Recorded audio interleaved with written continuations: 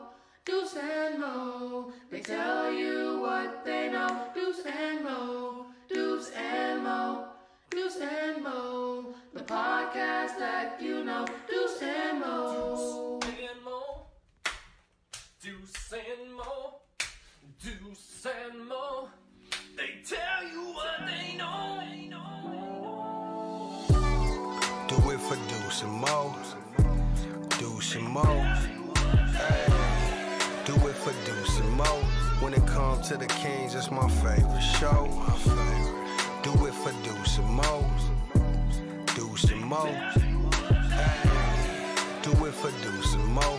when it comes to the Kings. Big hopes and dreams as we cover our kings. Never cover the kingdom, but we loving our kings. And we covered your prayers as we doing our thing.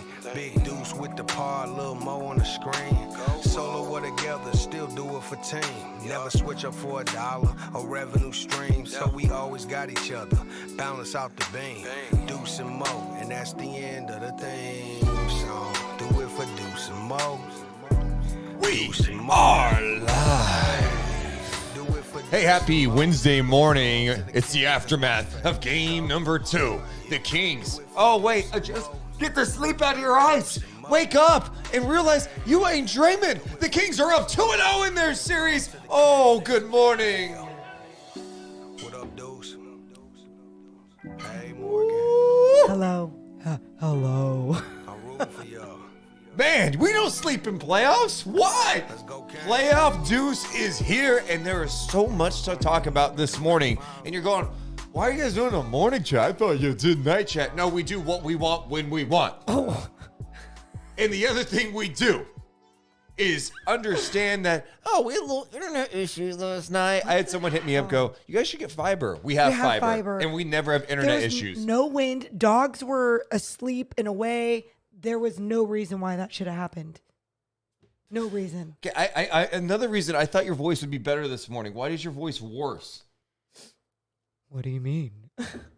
What if I just talk like this and act like this in my voice? That's what's crazy too, is like you would think Morgan is yelling at, she's not yelling at games. I think part of the thing is if you talk to people at games right now, your voice is just going to go because it's so, you have to just talk louder to people. I can barely hear people. And so then I'm always thinking I have to be louder.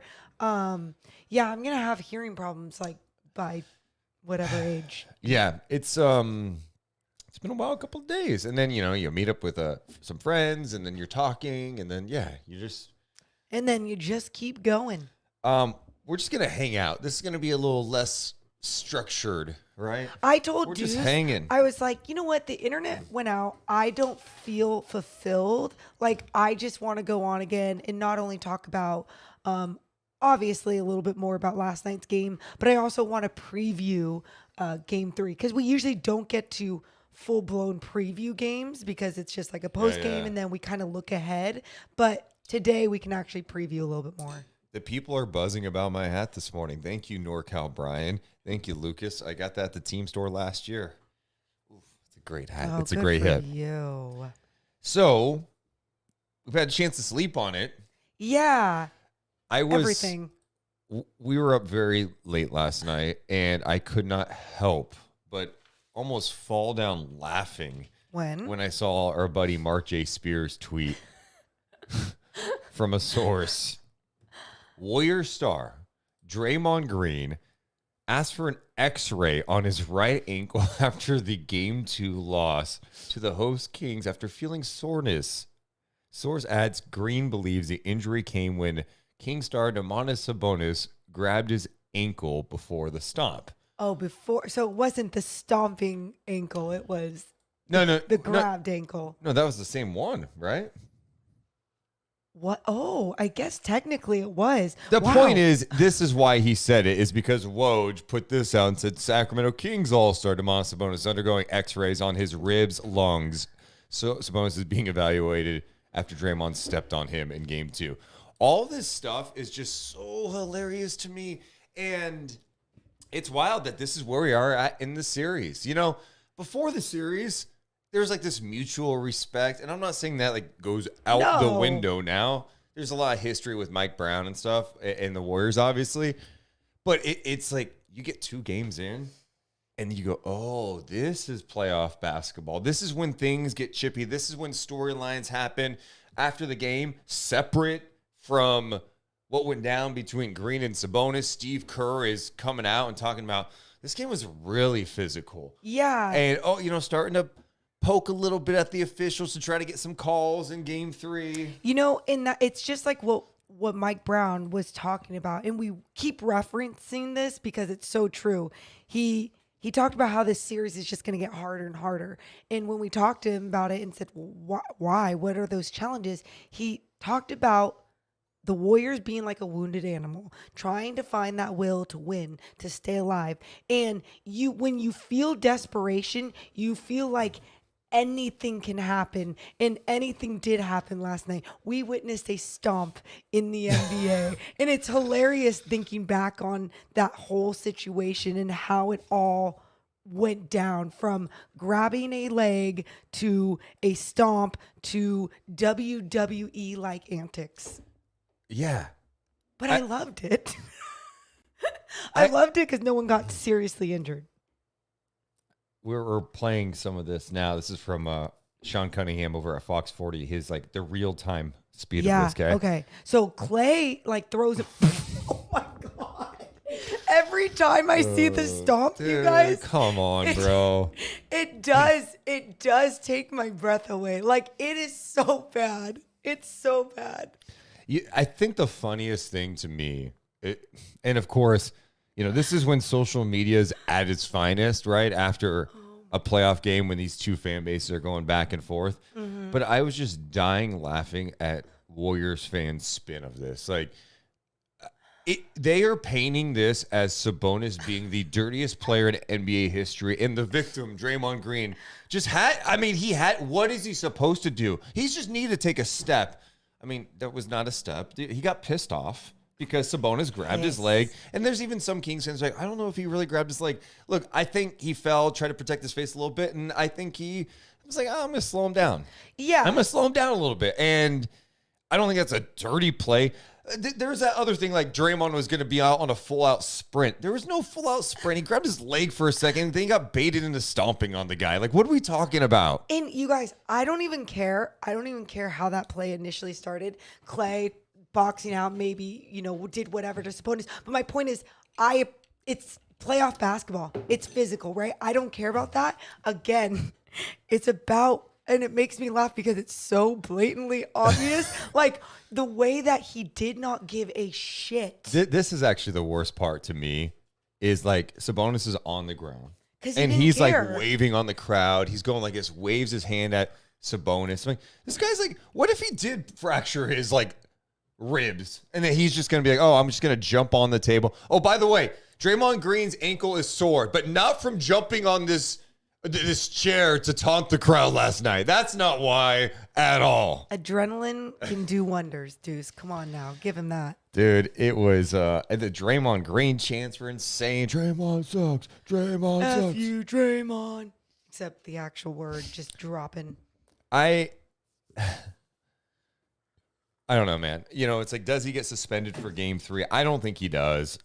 Personally, I'm good if he doesn't. It's not ideal. I'm not trying to even excuse what he did, but there's also just a big part of me. I mentioned this last night. I want to see him play. I want to see it. Like, he's already amped up, okay? The Warriors are on edge right now. They're down 0-2, headed back home in really a pivotal, God, what am I saying? Pivotal game number 3 at Chase Center. I want him in there. I'm with you. I want him to get. I'm with you. Bait him again. Let's go. Well, okay, so now let's actually talk about the technique of staying composed. And the Kings did such a fantastic job after that, not allowing that to deflate them. I don't even think it was like giving them motivation. I think they were like on this level of like, nope, screw all the antics, keep playing our game. Let's effing go. Sabonis stayed in the game. And I think when you look at going into Chase Center and let's say Draymond is playing, which he should be, it's going to be chippy. Draymond is going to do his thing, be yapping. You got to keep playing your game. I know after the game, you talk about that composure. Fox was talking about how that he felt like that play kind of brought them together. Well, there you go. I mean, in that, I was asked that too. So I've been joining right after the games. I've been joining Dubs Talk. Yeah. So I'm going on to a Warriors podcast, and they asked me, like, do you think that did anything for the King squad? And I didn't know necessarily, but either way, they didn't show it. They didn't show that it like hyped them up, and they didn't show that it maybe brought them down, or they were worried. I just got distracted, Morgan. I'm sorry. Why? Someone in the chat, Mo, actually says, Deuce, it's Tuesday, not Wednesday. Because I said it was, I was like, oh, happy Wednesday. And I think I just realized because I went to bed so late and it was Tuesday. In my head, I was like, oh, tomorrow's Wednesday. Oops. Oh, wow. Yeah, my bad. Yeah, it's Tuesday, guys. Believe it or not, it is Tuesday. Oh, wow. So do you think Draymond should be suspended? You're like no. No, Okay. we've already covered this. No. Okay. No, and I say it so like that because I mean, one. Can I just say it's a big storyline? Okay, this whole like Draymond thing's a big storyline. It's Sam huge. Amick even said that the league could be looking into how he was taunting the crowd and what he was saying to the crowd in that moment. Following that, the other thing about this, just an interesting angle. Okay. Yeah. Not that this matters. All right. But the person who decides on a punishment like that is someone who used to work at the Kings front office, Joe Dumars. Whoa. And Joe Dumars is also close with Draymond Green. So there's like that little interesting subplot. But I don't think he's getting suspended. No. It could have been, like Tina's saying, it could have gone very bad. You know what? It could have. It absolutely could have. And go ahead. And I think if something did happen to Sabonis, something would be different. He would get suspended and we would not be well right now. Yeah, that's why I think. You know, isn't that true though? Do you think at all the Kings were like, hey, we're going to say he needs x-rays and like 100%. just to like you control the narrative and maybe that gets the league on, oh my God, the guy needed x-rays after the game. Ladies and gentlemen. And that's why Draymond was petty after the game too. Ladies and gentlemen. Yeah. This is the thing that we're noticing more and more with the NBA. It is so beautiful on and off the court. It is reality television. It is drama. It is fun. It is athleticism. It is all the things. It's real, right? And that's why when these dramatic things go down, you know all that shit's going down behind the scenes. And I don't care because I love every second of it. I soak in every single tweet. And yeah, you do want to control that narrative, especially if it could lead. I'm sure the Kings would love to have him suspended because they're like, screw him. Also, great, another advantage for us. But at the same time, it's probably not going to happen. Yeah, I don't think it's going to happen either. I think he gets fined. You move on. You know, I mean, he got ejected from the game too. It's not like Zarba and that crew was like, hey, no, he's fine. We'll just keep playing on. I mean, he got ejected from the game, and that obviously hurt his team. Yeah. Which that's the other thing with this whole like Draymond narrative. Everyone's like, so Draymond, has he ever once just been like, look, man, I lost my cool. I lost my composure out there. And yeah, he grabbed my leg. I shouldn't have stomped him. That's the problem with Draymond over the years. He's never done anything wrong. Double down. Kicking Steven Adams in the nuts, raking guys in the eye. Like all the stuff he's done over the years, there's not one time he's like, dude, honestly, my bad. It's that. Just do it. Just one time. I lost my shit. It's a playoff game. The guy grabbed my leg. I stomped him. I was pissed. I shouldn't have reacted that way. I apologize. But instead, there's like, Draymond, I can't believe dirty Sabonis would do that. Oh, everyone in the league knows he's so dirty. Sabonis isn't dirty. Does he pull some tricks every once in a while? Like any basketball player, whoever has played the game, does. Morgan's talking about when she played, she pinched back fast. When they would post up on me because a ref couldn't see, when I would just like. That play, by the way, the whole sequence of what went down on that play was a perfect example of, it gets chippy. Barnes goes flying in there, boom, knocks GP2. Clay and Sabonis are all over each other. Yeah. And Sabonis falls, kind of grabs at Clay's jersey a little bit. For sure. And then he falls back, whips his head back, covers his face, grabs Draymond's leg, and then Draymond stomps. I'm like, yeah, you've seen this. Not the stomping part. Like, but you know what I mean? That was like, a new one. My whole point is, like, Sabonis didn't do anything crazy. The Warriors fans out there, or there's even Warriors me is like, look, man, that was just you don't do that if you're Sabonis. But what are we doing here? What? You act like he had him in the angle lock and was trying to get him to tap out. Like, what are we saying? I always go, God, what would I be talking about, Deuce, if we covered a team okay? If we covered a team that had a player stomp another man on the floor, right? Like what would we do? We didn't have a man on the team that stomped people, but DeMarcus Cousins was pretty damn near close in his antics, and we were absolutely fair when talking about his bullshit antics. Honestly, if I was a Warriors fan, I'd be more pissed at Draymond because it's like it's the years of this stuff, and these are things that like I don't think he's getting suspended in Game 3, and it's fine, but to put yourself in a situation where you could be suspended in a situation where you're down 2-0, put yourself in a situation that you lose your composure in a tight game when you need a win on the road to get the split, like that's not what you do. And like one of the biggest takeaways I have so far with this series as it shifts back to San Francisco, the Kings are just more composed. It's weird like that the Kings look like the team that, hey, we have playoff experience. And they don't. Like, they have some guys that do, but the Warriors have the championship experience. They have guys that have been through all the battles, not just, we've been to the playoffs in the first round. Obviously, they've done it. But it's the Kings that look more composed. It's the Kings that, at this point, look like they are ready for playoff basketball. In Game 1, we were talking about offensive rebounding. The Kings getting after it, finding ways to win. They're not knocking down threes. Everyone's talking about how physical they are. Game 2. They're playing physical. Perimeter defense. Oh my God. Like, who would have thought that was going to be a storyline for the Sacramento Kings in one of these games? And it's because they know how to lock in. They know how to do their homework and do the right things. And that's what they've been doing. Now, what? I just think the other thing, Mike Brown has prepared them for this moment. The homework. Yep. It's the homework, but starting in training camp, when we heard him on the episode of The Run drop the Turn the fucking jet zone! Turn the fucking jet zone! And he was run. That's been their focus. We are going to run and we're going to get into our shit fast. It doesn't mean we're just running fast breaks all the time. It's when we get into our half court stuff, the action's got to keep going. We got to keep going. We have to play with force. We have to be the team that is pushing.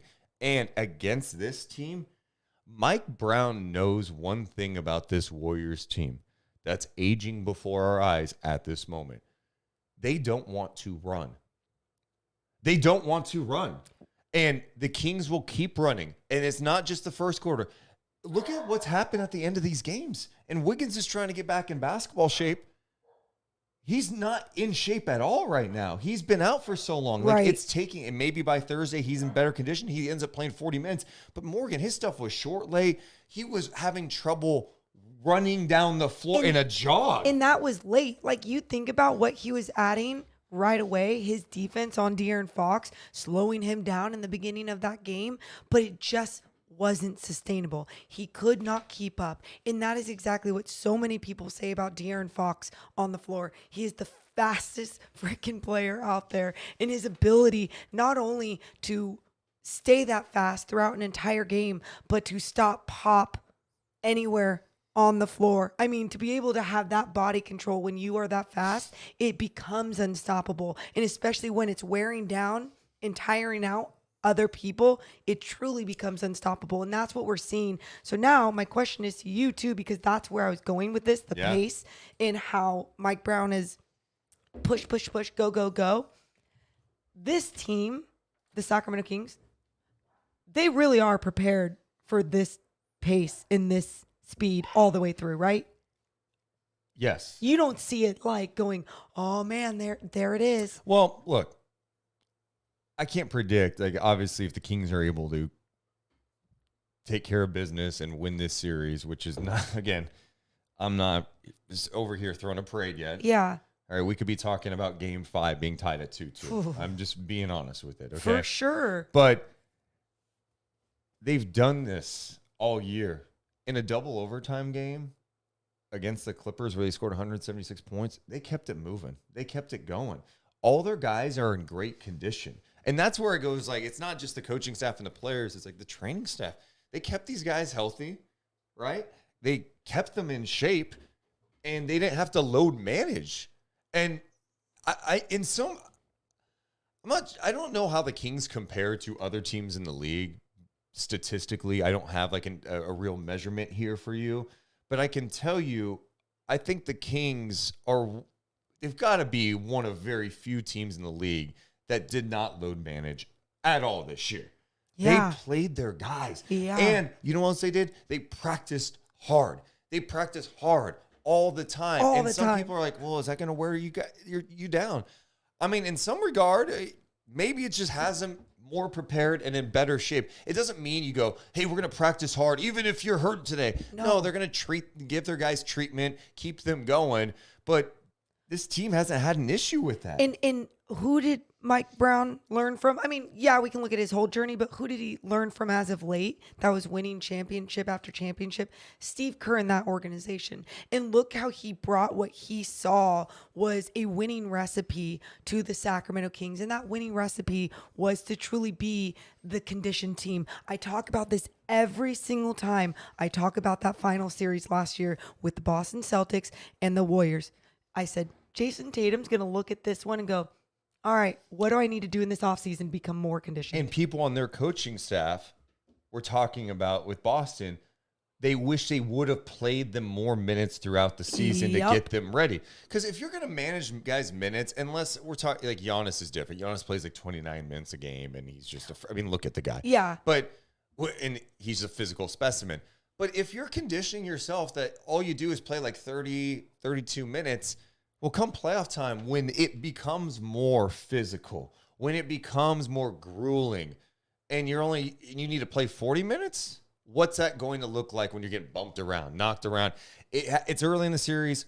It hasn't been an issue for Sacramento. And I felt like late in the game last night, you saw a tired Andrew Wiggins. Looney in both games, he can't keep up. Looney can't keep up. Dude, he's just not. He has so much, though, on his shoulders. I agree. And it's not me taking shots at the guy. He's trying to battle Sabonis. He's going to have a hell of a job. Yeah. But when it comes to late in the game and they need him out there, he can't keep up going up and down the floor. Agreed. And think about it. Like, he's not only trying to keep up going up and down the floor at that pace, he's, like you said, battling against just a tough-ass big in this league, but on top of that, got into foul trouble, so then had to take a step back from whatever he was doing physically. Dude, I've just been so impressed with that. The other guy that looked tired last night, to be honest, was Steph. And Steph ends up playing more minutes, which was smart. He needed to play more minutes last night. I thought Kerr did not play him enough in game one. It's like the Kings are clearly making a run when Steph's off the floor. And the Kings did again in that game in the first half where they went on a 19-6 push when Steph was on the bench. They're clearly just it's just not fair. Like, the guy is one of the best. I get scared every time the guy has the ball in his hands. But last night, I don't know that I've seen Steph in recent years be defended like he was last night against the Kings, where Davion Mitchell was just in him, making him work, pushing him off his spots. Steph got it going, but he took one shot. Yeah. He took one shot in that third quarter. Yep. And late in the game, have you ever seen Steph pass so much? No. Late in the game, he was passing it to Clay because he was gassed. He was gassed, but He was tired. The amount of text messages I have from Deuce every single time that Steph was out, it would always be these amazing runs. Kings outscored the Warriors 19-6 when Steph is out. Blah, blah, blah. When Steph is out. When Steph is out. In those times, the fact that the Kings were capitalizing, but also the fact that Davion Mitchell truly tired someone like Steph Curry out. Just an incredible job. He won the Deep Hog chain last night. Well deserved by Davion Mitchell. The fact that he's been stepping up in this role in the playoffs, I'm just so glad that Mike Brown is trusting him with the minutes that he's getting. Obviously 28 last night, and rocking those minutes not only on the defensive end at such a high level, but then also putting in some work on the offensive end. Morgan, he has been everything I think his critics have wanted him to be in this series. Yes. No one's ever disputed his on-ball defense. Like, Mike Brown, as a defensive-minded coach, that's his reputation. I think he would love to play Davion all the time. The problem is Davion has struggled at times. And one thing I kept telling you throughout the years, play these guys together. Play these guys, play Fox and Mitchell together. You can do it. Against this team. Yes. You can get away with it, Certain against, matchups. some of the bigger teams in the league. If you've got to deal, you're just not going to play those guys together all the time. Sure. But this is perfect for this series. And you're seeing it with him. He's getting more minutes. He's getting more comfortable. He's knocking down his shot. And the Warriors are going to give it to him. And they should keep giving him that three. Like, let him shoot it. He has not proven to be a consistent three-point shooter, but in this series, through 2 games, he's been able to knock down a couple. I think he's done a great job pushing the pace, attacking. He looks more comfortable than ever, and I thought last night, man, just seeing him, I think it was in that first half, maybe it was third quarter, where he's in the Steph and, like, making him work the entire way down the court, standing. Everyone stood up, fired up. Oh, in my that God. moment. Yeah. That got me so amped. It's like, how cool is that to see that Kings fans? I remember I saw a tweet that I forget who tweeted out. They were like, it feels like every single shot that the Kings makes is like the game-winning shot, right? Like the crowd just goes ape shit.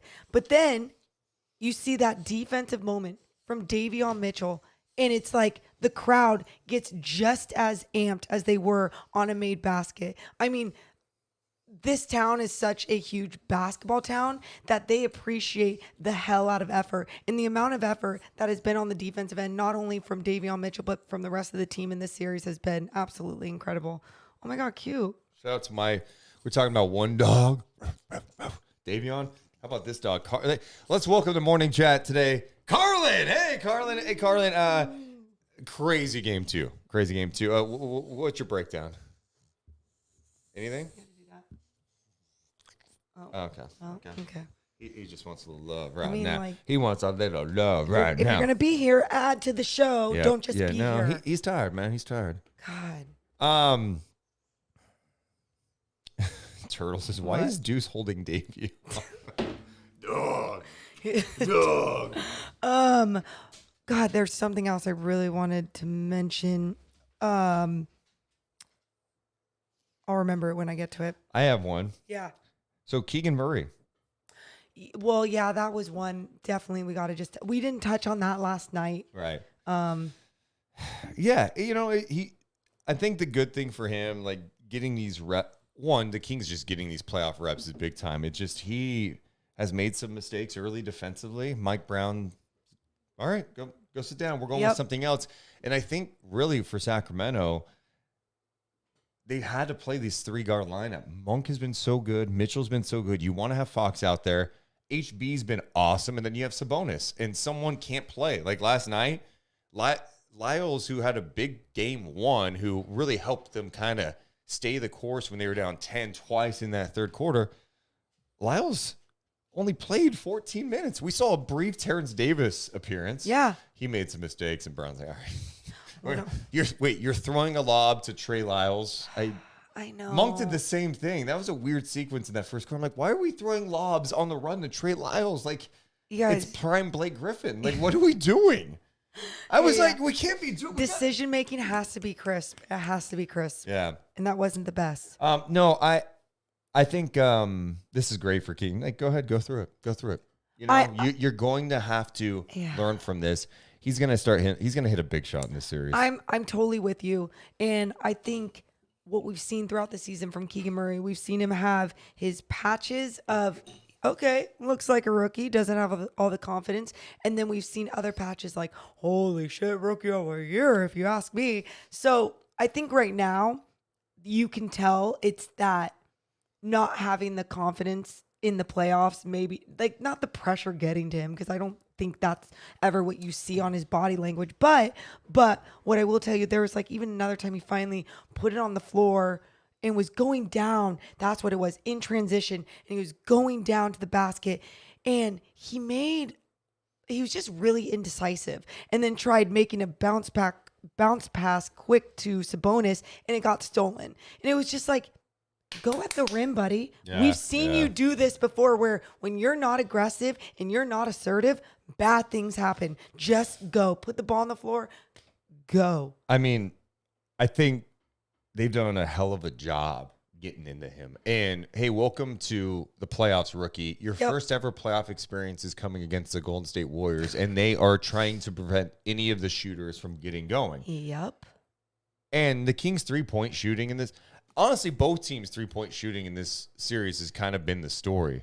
It's wild to look at the numbers. I'll have to pull them back up. I had them up, but yeah, to go back to Keegan though, it's a lot to deal with the Warriors, man, and they're throwing different looks. This is your first ever playoff go around is against defending champions who have done it so many times. That's brutal. Yeah, and like you said, this is going to be one of those moments. Like, well, I'm glad he gets to learn at this point of in his career. Like when you think about so many people that usually come through Sacramento, they don't even get this opportunity to learn at such a high level. And so it's like he's going to be a better player just from this playoff experience. Looking at this number too, this is from Marcus Thompson, does a great job covering the Warriors for The Athletic. Warriors are 29 for 90 from 3 through 2 games. Okay. It's 32%. 29 for 90. The Kings are even worse at 21 for 70, 30%. And he notes that the Warriors haven't shot it well enough to negate the Kings' advantages elsewhere. This has to change at home. Yeah, I think looking ahead to Game 3, and I'm sure we're just kind of chilling talking about this, so we're kind of all over it, and that's fine. If you're the Warriors, you have to be thrilled that you have made life far more challenging on Domantas Sabonis. Yes. And Sabonis he was able to put up some numbers last night and had a good game for Sacramento. Like the fact that he had 24 points, 9 rebounds, 4 assists. That's low for him. That's just low, especially for what he's able to do.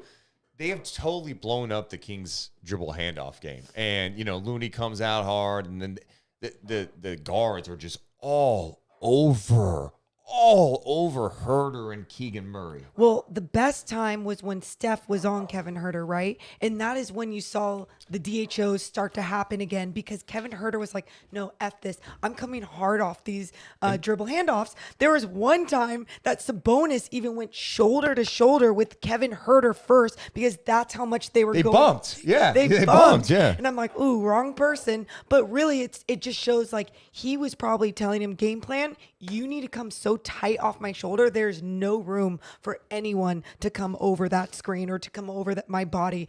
And you saw that happen so much. Kevin Herter did such a fantastic job getting that space away from Steph Curry on those dribble handoffs, and then just getting a mid-range shot. That second line of defense wasn't necessarily coming up. They were still paying attention to Domas Sabonis. Help was making sure they were paying attention to all the threes. It was beautiful. And they've done Looney's just done such a good job, not only being physical down low, but the playing off Sabonis. Sabonis doesn't want to shoot it. And I don't know. I felt like he was far less hesitant in the regular season to just shoot that every once in a while.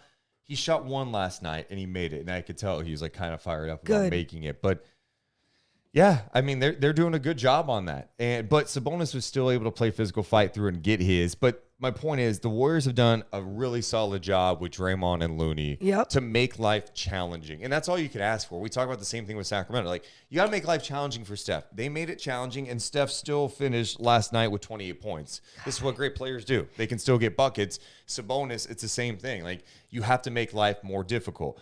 I think they've done a good job limiting Keegan's clean looks, Herter's clean looks. I don't know if they should feel more confident about that. That like, hey, last night, Steph didn't have his game going. We lose Draymond. Yep. Clay didn't get going until some threes late. Jordan Poole is not healthy, and when he was out there, he's making terrible decisions. Our bench has given us nothing, and we've been in every game. Yep. Do you know what I mean? Like, yeah. I'm sure from the Warriors angle, that's kind of what they're saying today. Is like, if we can clean this up, rebound, limit the mistakes, not have a game where they have 22 turnovers, they go, we win this game. Well, and we win this series. That's been the story, obviously, of this Warriors team, especially as of late, right? Just not taking care of the basketball. And the fact that they haven't been able to lock in after game 1 and be like, all right, we're going to be better with the basketball.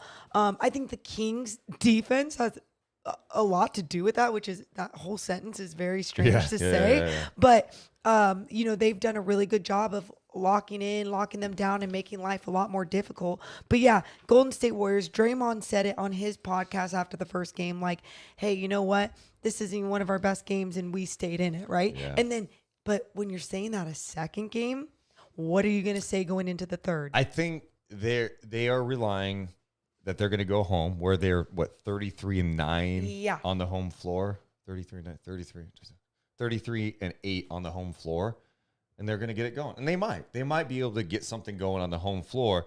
My counter to all of this, and it's the point that a couple of people are making in the chat right now. Our guy, not KJJK, says the Kings defense has been great. It's not all unforced errors. That's the thing. I felt like last night the Kings came out early, and the Warriors turnovers, you can't be like, oh, they're just throwing the ball everywhere. They had some of that, but it's because of the defensive pressure the Kings are putting on. How many deflections did they have early in the first couple of minutes of that game? The Kings couldn't hit any shots. The only shots they were hitting early on were the ones that when they forced turnovers and they were getting it going in transition. So, like, we could talk about, hey, the Warriors just take care of the ball. They're a high turnover team. Is that going to all of a sudden change? Are the Warriors all of a sudden going to stop fouling the Kings? They foul a lot. That's what they do. Yep. So at some point, we have to look at Golden State and go, you're talking about changing things that they haven't been good at all year. Now, Sacramento wasn't good at defense all year. They've been legit, especially in game 2. So maybe the Warriors can get back at home and their role players are able to give them something. Sure. Warriors bench has been abysmal. I don't know what else you could say about it. I know GP2 gave them a little something last night, but they need help. And I just don't know that it doesn't seem like they have enough firepower. Even Dante DiVincenzo, I thought would have been more of an X factor for them. I still think he can have those moments, and he probably will. But he did not take a shot last night, and he played 13 minutes. And this is to add to your point. Look at me fired up like it's after a game right now. I know. I'm loving playoff Deuce is engaged, man. I got like 4 hours of sleep, and we're like, let's go. It's a morning chat. Let's talk to the people because they want to talk about this series. Deuce Mason, Morgan Reagan. If you haven't done it yet, hit that thumbs up button. We got 500 people watching us on an impromptu chat because Kings fans are fired up. NBA fans from around the world are fired up for this damn series because it's been must-watch TV. The crowd's been jacked. The intensity has been there. The Kings, safe to say, wherever Morgan went, the Kings, are they the basketball world's team right now? I mean, if you're outside of San Francisco, if you're outside of being a Warriors fan, you have to be rooting on this Kings team. It's a great story. You love the beam. You love the underdog story. When I turn on a game and I see 18,000 people juiced like Kings fans were the entire game last night, dude, my parents were at the game and they sit up in the second level, and my mom was saying, she had like a beer spilt on her head, popcorn, all these things. And at the end of her whole thing, she was like, and it was the best experience ever. I had to walk home with a cold head of hair, and it was amazing. And I just love the vibes of like, nothing matters when this team is playing like this, is having this type of success. It is so special, and everyone is feeling it. Yep. Everyone. So I want to go back to your point because we were talking about DiVincenzo, and then I went on that little fired up promo there. This was a storyline headed into the game, or into this series. We had talked about before the series. Okay, Wiggins is back. What type of Wiggins will they get? Is he in basketball shape? What can he look like? Wiggins has had moments where like he could be a problem, especially if he gets back into basketball shape, because the Kings don't seem like they have a guy that can defend him. He can knock down jumpers. It's smooth, whatever.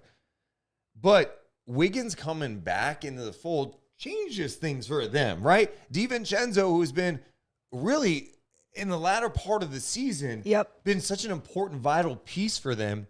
His role changes. Kuminga, dude, Kerr was like, I'm done with Kuminga. He played less than 4 minutes. He ends up playing Moses Moody for a stretch. And then when Looney got in the foul triple, same with Draymond, you saw JaMychal Green in there. Kuminga is guys. like, they're like done with him. I don't know. Was it right after when Monk Monk in transition spun on Kuminga, step back three. Oh my God.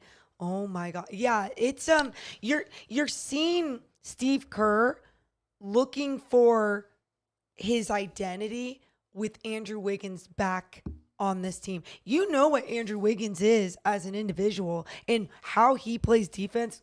Beautiful, right? How he can even get things going on the offensive end at times. Great. They need that extra bump. But right now, still trying to figure out that flow of getting him back in there, that's got to hurt them a little or a lot more than I think we're even talking about, right? Oh, yeah. I 100% agree on that. And I think they've had so many different guys that they feel like they could throw at Fox too with DiVincenzo and Wiggins and GP2. He's still been able to get his in this series. And I guess my other question for you is when you see game 1, Fox was 4 of 8 from 3. Okay. Game 2, he's 2 of 10. He did hit a big one late.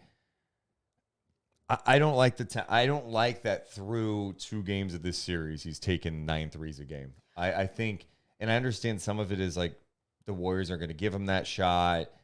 Are we allowed to go to NBA.com and take a look at all of his threes that were we might get flagged on it. Okay. But we can't. The reason why. Are we going to be able to monetize is the question. Okay. If not, then we don't need to do it because we can go. But you know what, Deuce? We can go back and look at his threes because when you say 2 for 10, I'm like, obviously not good.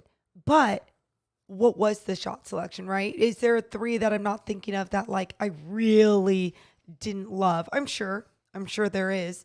But at the same time, you think about this offense and sometimes it might feel like it's settling, and especially when the Warriors go into that zone and then you don't see people attack, especially that was a when bad the stretch. Warriors were in the penalty with 10 minutes left. Yeah. And it was just like that was in the third quarter, and yes. That once Sabonis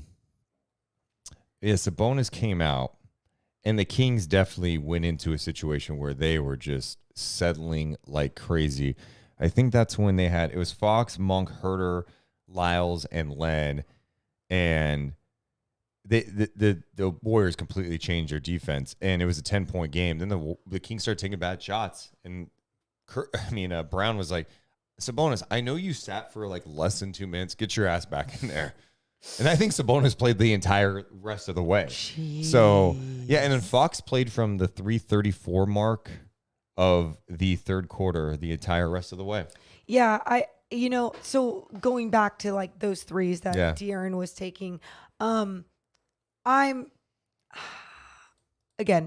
shouldn't just talk about it unless I go back and look at his threes because from my overall perspective, I'm fine with it. You're going to miss those shots. He can also make those shots, Deuce, and he's doing a great job of getting into the paint and finding his way. Now, are there moments where maybe he's settling because it is an energy thing? It's not necessarily a fatigue thing, but he's sprinting from end to end. And then on the defensive end, he's picked up his game to a whole nother level. So are there moments he's like, I can't even get to my spot right now. I just like, this looks good. And it's just not a good shot.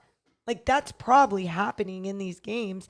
And I think maybe limiting those type of moments will be a big deal coming up. I thought one thing Fox did great in game 2 was some of the decision making when he was getting doubled, and they're bringing that second guy over, especially with Sabonis out of the game during stretches. Not this particular stretch. This was a different one. I think it was the first half. Okay. Where Len's in the game for Sabonis, and they're sending those doubles at Fox to get the ball out of his hands. Fox made the right read every time. They were leaving Len wide open to bring Draymond up. Yes. And Fox was picking them apart. Fox did not panic with the double team coming over and the length and aggressiveness by Golden State. And he picked them apart. And, he found Monk on some threes. He got Len a couple of dunks. He ends up with 9 assists, 2 turnovers to go along with his 24 points in game number 2. Yeah, and I loved, just like you're saying, even Alex Len, the minutes that he's been able to add last night, just being in the right spot and understanding being in the right spot, just cutting to the basket, getting an easy 2. I mean, he had like 2 dunks in that one. Yeah. So yeah, it was just like, How about he blocked Green again? oh my God. Woo! And getting that block again. I love what he's been able to add in his minutes. I just think it's been so important seeing what so many guys are stepping up and doing, even when some other guys aren't able to step up. Keegan Murray, Trey Lyles didn't have his best moments last night. So there's just nights where the Warriors are really going to have to make sure that they understand the game plan of the Kings and how everyone can step up on any given night. Do you, with the 3-point shooting being 9 of 38 last night, that's where I think I'm more confident with Sacramento. I think they are going to get these shots to drop. Yeah, they will. And for them to start both games 1 and 2 as poorly as they did from 3, I think they started they were at least 0 for 10 in both games. Yeah. I know that for sure. I don't know what it ended up being. I think the Kings were like 1 of 13 the first quarter last night, but I feel like those are going to start dropping. They're going to start dropping. And I like the fact that the Kings were able to win 2 games in this series where the shooting wasn't there, where they had to fight through that. And that, again, it's a credit to Mike Brown. I think Mike truly believes that his team is prepared to run this team off the floor. Hell yeah. And that's why I think the other interesting thing about Game 3 and Game 4 is there's some rest now. And these Warriors' legs, they need the rest big time. Are they going to look a little more fresh come Game 3? Couple days off on the home floor. Yep. The 1 day off in between in a physical series is not easy. And now we're to the point of the first round where there's going to be gaps between games. Even today, there's no practice for the Sacramento Kings. The Warriors. Or for the Warriors. They're probably all doing their film, their rehab, all those things. But yeah, this rest is so very important for them to re-energize their bodies. And I think for the Warriors, it will absolutely benefit them. It's obviously going to benefit the Kings too, but it's going to benefit them being back home. We know what type of team they are at home. Much better, like we've said over and over again. They're going to feel the roar of their crowd, even though, we still think that there will be a lot of Sacramento Kings fans there, which will be cool. But yeah, Game 3, it's going to be different vibe. It's going to be a different test and a different lesson for the Kings. So how will they all stay composed, especially when Draymond is yep. And I think the other thing too is staying composed. If you get off to a slow start where, it seems insane to say this. Let's say you get off to an 0 for 10 start from 3 in Game 3. Yeah. That crowd, you're going to feel it. You're going to feel it. Yeah. You don't have the encouragement. You don't have that same juice. And Steph's going to feel it in a good way for him. Mm-hmm. And when they get it going, their crowd gets super into it. Yep. I think Kings fans, to your point, will travel well for Game dope. 3. Yeah. I think they're going to be into it. The other thing, the Kings have been great on the road. Like, if there was one thing we were really concerned about with Sacramento, it's like they've been kind of suspect at home this year, right? They had a better road record. Sacramento was 25-16 on the road, the best road record in the Western Conference this year. Amazing. And I do think that this is different, right? Mm-hmm. Like you don't have road environments like Golden State. Now, I don't think this is the same crowd. This is not Prime Oracle, right? That's when that building was rocking, man. That building was top notch. I've been to Warriors playoff games. It's just, you're like, oh my God, this is insane. Yeah. Chase Center doesn't have that kind of same vibe at this point. But nonetheless, that this Warriors team plays awesome at home. Can you deal with the punches on the road? The Kings have found ways to kind of fight through that. It's just going to be a totally different environment. Yeah. And what are you expecting for Game 3? I'm expecting, I know this, it's not a cop-out, whatever. I'm expecting lessons to be learned. I think it will be a whole different game. I think the Warriors will bring something different because of all the antics and the physicality that's been going on these last 2 games. I think teams will be rested, but I think lessons will be learned. And that's not a prediction of like who's going to win or lose. Cause you can't doubt the Kings now with the way that they keep fighting, having the will to win, but it's just going to be another test in their team. We keep going back to experience. They've looked like the team with more experience. What are they going to look like on the road in the playoffs? Get one. Oh, get one. Get one. Come on. Come home for game 5. Yep. And with a chance to clinch it. Those fans would be insane. I do want to go. Oh, I thought you hit something. No. I do want to get to a couple of clips that we didn't talk about last night, but here's Davion Mitchell talking about his defensive mentality. Trying to make life hard for others. Yeah, I think that, I think a lot of people look at basketball as it's kind of all about offense, but it's really not. It's the little things you do defensively, rebounding, little things like that. Offense is definitely a big piece, but in the playoffs, it's going to be tough. It's a lot of physicality. A lot of calls are not being made. I mean, just because it's the playoffs. So I know you got to be locked in defensively, especially at times like this. You could just tell he's feeding off it. How about Davion Duncan last night? Oh my God. How about him getting up and dunking that last night? There's just some powerful moments. Oh God, I don't even know how this went. Ooh, I want to hear Morgan's voice in this. So God. Morgan interviewed Alex Len after the game, and the quote says, "It was obvious. I think it was a dirty play," talking about Draymond. You guys stayed composed. You talk about the poise, especially when everything was going down with Draymond. What happened from your guys' point of view? I mean, it was obvious. I think it was a dirty play. I mean, I've never seen it before, somebody just stomping a guy on the ground, but it is what it is. We just, we try to, block out all the talking that Draymond do, everything else do. We're just going to focus on us and come back and just play hard, do what we do. Wow, I like a little fired up Alex Len right there. Either I didn't even hear him say that, or it's just so natural to me. It's like, yeah. Mm-hmm. My favorite part is when you asked the Draymond thing and you brought the mic, you were smiling on that question when it was not a smile-worthy question. You were like, "Hey, how was it to close this game out?" You were like, Draymond Green. Well, no, because we were already talking, and then getting to the Draymond thing, I just sometimes I never want to put players in a position where they think that I'm trying to get something out of them. Mm-hmm. I wanted him to know that was crazy. Okay. Here's what Malik Monk had to say about Draymond getting the fans all fired up. Oh, yeah, man. Of course. That just fired us up. We're going to stay together. We're going to stick together throughout this whole thing. And if somebody do that again, we're going to come together and go out there and play even harder. So we're going to continue this. It also kind of speaks to your composure that you guys have had, that you don't react to something like that. Where does that come from? Mike, HB, Sabonis, all the guys that been in this situation before, man. They just keep us poised. God, I love that. I love that, dude. I was going to say, I just love him. I love him. Because he plays with fire, plays with some emotion. I'm going to say this, too. What? I don't think the Warriors have respected Malik Monk enough in this series. I think the narrative about Malik Monk coming into this series was that he's a guy that just comes in and chucks like Jordan Poole. Yeah. Well, I mentioned that after game 1. Remember, I said when Draymond said, you didn't expect that from Malik, and I'm like, I think he feels like it's their Jordan Poole, but the difference is the chaotic energy.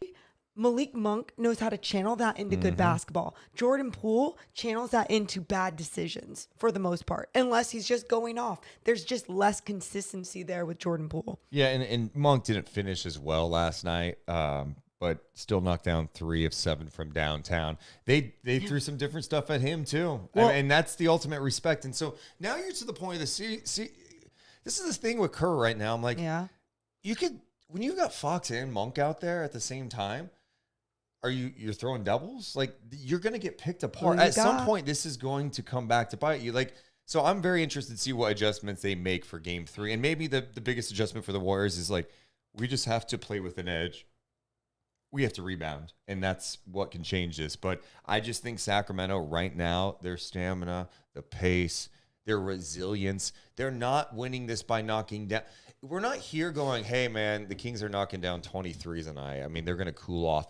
The Kings are not shooting the ball well from 3. They're attacking this team because this team has 0 rim protection. The Kings don't have rim protection. I think maybe that's an area where you go, if you're the Warriors into game 3, you're going, how are we not attacking this Kings team at the rim more? Yep. I saw Sam Amick wrote a piece today for The Athletic where he had a Warriors source say, they don't have Brook Lopez.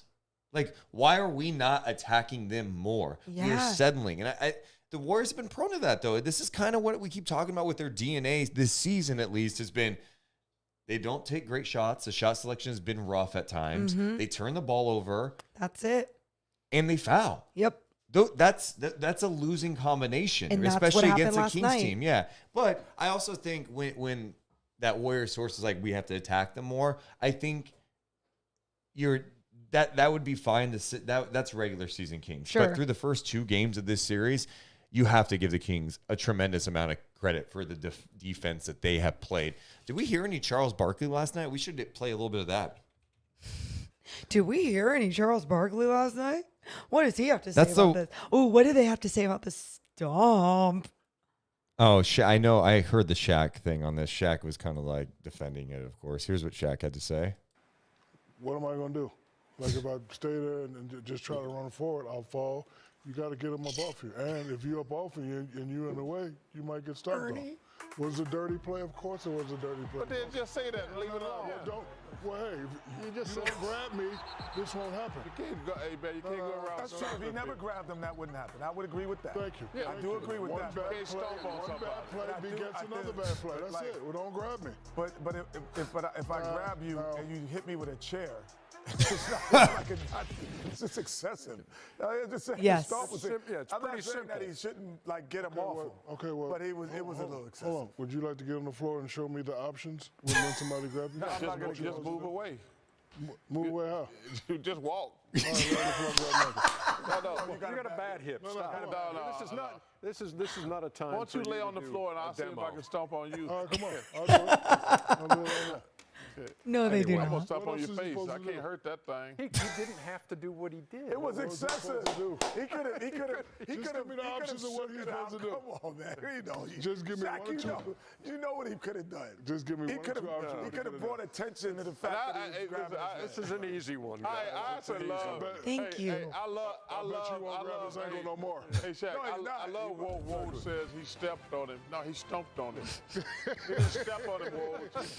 Dude, it's like the debates. It's so funny. Shaq just has those takes sometimes. Like, what are we doing? It's the same thing I keep saying about some Warriors fans out there, like justifying the stomp. I'm like, no, it's okay to say like Sabonis shouldn't have grabbed him, Yeah. and also in addition be like, yeah, he shouldn't have stomped on him. It's No. okay. Yeah, it's okay. Okay. But instead, it's the other way.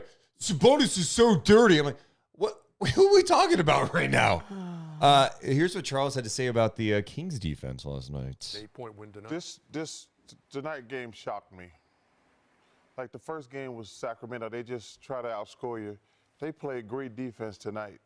Mitchell, Herter, they were really playing great. I mean, Steph was only, I think, 3 for 11 from 3-point line, but 3 for 13. 3 for 13. Like game one, that was the team that led the NBA in scoring. But today, this was about guts and then playing hard. I was really impressed with Sacramento tonight.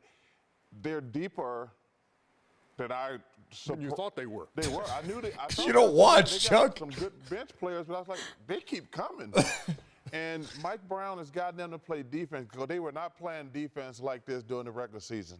And they really didn't play this good a defense in game one. But today, they didn't shoot the ball well. They got off to a bad start. I thought they took too many threes to start the game. They missed like their first 10 threes, and they got down. But they battled. This was a great win for the Kings. Yeah, well said, Chuck. Yep. Well said, Chuck. Agreed. Big time stuff, man. I love it. Yeah, Love it. I mean, seeing the Kings buckle down like they did last night, and it's not like you buckled down. You did against the Warriors, man. Yeah. Yeah. No, it's you did it against the Warriors. You're doing it on the biggest stage. It's you're doing it with the most, I mean, if you want to call it pressure, if you want whatever you want to call it. It's just it's been something else seeing this style of basketball being executed by a Kings team that has not been in the playoffs for 16 seasons. Morgan, why haven't you taken the second just now and said thank you to all the people watching us live right now? You guys are like honestly so badass. We have over 500 people watching us live. Just thank An you. impromptu Thank morning you. chat. We're never on at this time. No, so you guys are the best, and thank you for joining us at night afterward. Thank you for joining Yeah. us in the morning. Like we said, we're gonna have this content all the way through. Obviously, the playoffs and even more NBA all year round. Final thoughts. Oh, how about the Kings scoring 41 in the second Jesus. quarter? 41? Great stuff. Great Man, I'm stuff. just looking at my hat. Look at it. My notes were so much more intense for playoffs, Morgan. I can. Oh, he's going to We're them gonna- instead of we're final gonna- thoughts. There you go. You're keeping track of every line. Dude, there's so many things I know because I'm like, oh my God, that was so good. That was so good. That was so good. Yeah. I think Kings defense, they're showing that they can step up. This isn't a fluke. We saw it in that one regular season game before the playoffs. New Orleans? Yes. The Pelicans It game. was that game. That was a game that gave me hope about the Kings defense. And it was the game before they started sitting guys too. And for that to be the game that they kind of end the regular season on with all their guys playing, you're seeing them bring that. It's bleeding into the playoffs.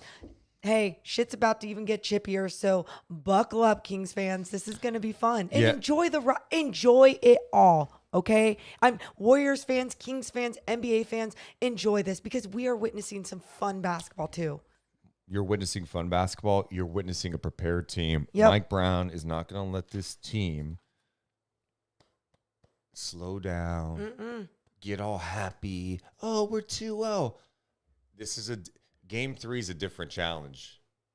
Game 3 is you're playing an even more desperate team. Yesterday before the game when Morgan asked Mike Brown about, hey, what do you mean when a series gets harder? Mike Brown talked about the Warriors being a wounded animal. And sometimes, you have a little extra fight left in you. Yep. The Warriors are not going to go down easy. And with a few days off, some adjustments, maybe Wiggins starts feeling it. He played 40 minutes. He goes, I get a day off. I get treatment. All right, I got my win back a little bit. The level of focus is going to be there. And so Sacramento has to continue to have the same approach. It doesn't matter if there's fans out there. Vibe off the fans at Chase. You've won tough road games before. You have to stay focused and composed and know that this Warriors team is going to give you their best shot. It's going to be challenging. Let's go. Reminds me of kind of like let's compare it to wrestling for a second. I mean, that's literally what 5 minutes of last night was. The Warriors are kind of like Mick Foley. Okay, why? It's just so hard to destroy that guy. You can throw him off the top of a cage. You can have his tooth coming through his face. He gets back up. And you're like, how? How does he keep doing this? This guy is putting his body through him.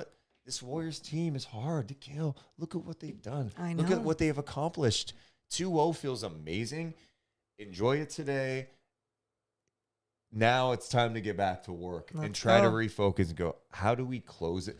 This is the hard part's closing them out. Okay. I want this so bad. Morgan. No. You don't understand. Just enjoy the ride, dude. I know. Just, I want this more. What? Stop. Just enjoy the ride. I am. I'm enjoying it. I'm so like. They're not going to. The Kings are not going to fold either. Like they are going to compete their asses off. And that's something that you will get from them no matter what. Even if they're shooting like shit, even if they're playing bad, even if people. Yeah, that's gonna always happen. So. You guys are the best. You guys are literally the best. I appreciate you guys hanging out. We'll do more content. Of course, we don't have game number 3 until Thursday. That's a 7 p.m. game. That game will be on NBC Sports California locally with coverage before and after the game. Morgan Reagan will be on the scene. We will be doing our night chat live from San Francisco on Thursday night. Let's hope for a good internet connection as I knock on wood. We'll be fine. But yeah, we'll be live. We're going to go to both games 3 and 4. Let's go. So, little scheduling thing. Game 3 from San Francisco. We'll be doing night chat there. Game 4, we're going to drive back because it's an early game and do a night chat from Sacramento. So that Sunday, it will be a Sunday evening night chat. So buckle up. We love you guys so much. Morgan's voice is gone. Spread the word. Hit the thumbs up. We gots to go. Hey, you all have a wonderful rest of your day. See ya. Deuce and Mo, Deuce and Mo, Deuce and Mo. They tell you what they know. Deuce and Mo, Deuce and Mo, Deuce and Mo. The podcast that you know.